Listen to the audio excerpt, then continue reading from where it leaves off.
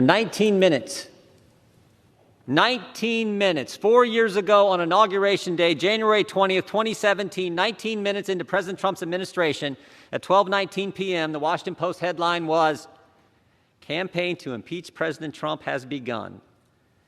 And now, with just 1 week left, they're still trying. In 7 days, there will be a peaceful transfer of power, just like there has been every other time in our country. But Democrats are going to impeach President Trump again. This doesn't unite the country. There's no way this helps the nation deal with the tragic and terrible events of last week that we all condemn.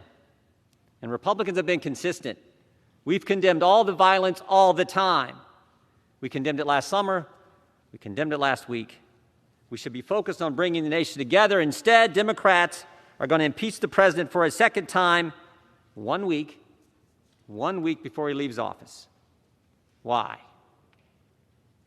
Why? Politics and the fact that they want to cancel the president.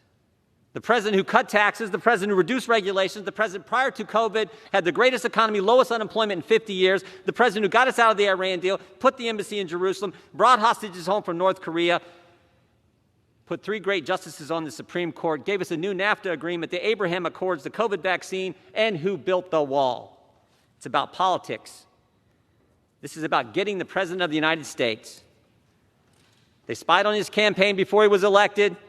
19 minutes into his presidency, they started the impeachment push.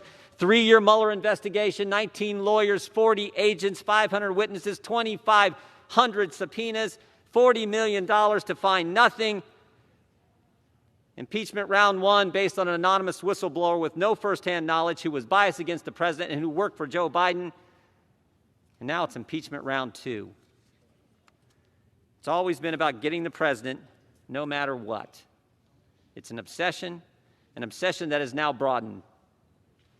It's not just about impeachment anymore, it's about canceling, as I've said. Canceling the president and anyone that disagrees with them.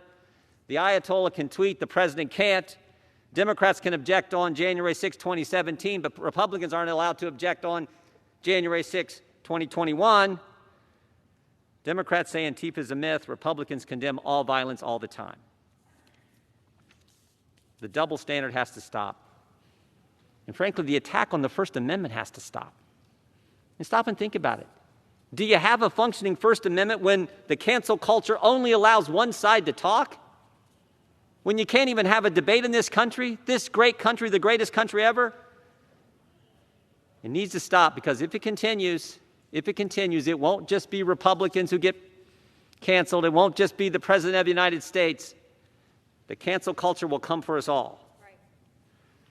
America's a great country, the greatest country ever. It seems to me that we need to think about how great the people of this nation really are. Think about what we've accomplished in the past and begin to come together as leaders who represent so many great folks across our districts. Think about this. Think about this. In 1903, in Kitty Hawk, North Carolina, 2 guys fly this thing they called a plane 100 feet. Barely got off the ground. Barely got off the ground. Amazing thing. 44 years later, Chuck Yeager breaks the sound barrier.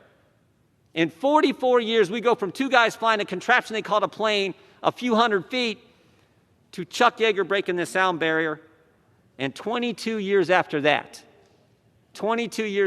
another American steps on the moon. Think about it. In one lifetime, in 66 years, 2 guys flying 100 feet to putting a man on the moon. That's what this country is capable of. That's what we can do. And we, as the Congress who represent the people who did that, should start leading. Should start understanding what really is going on here. So I hope we defeat this.